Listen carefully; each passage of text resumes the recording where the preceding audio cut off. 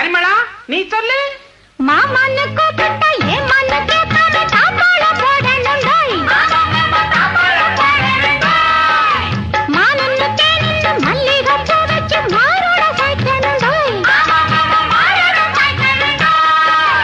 ஆம்பளதான் பெத்துக்கணும், ஆரிரரா பாடிக்கணும், ஊருலகம் மிச்சும்படி வாணியென்ன வச்சுக்கணும்.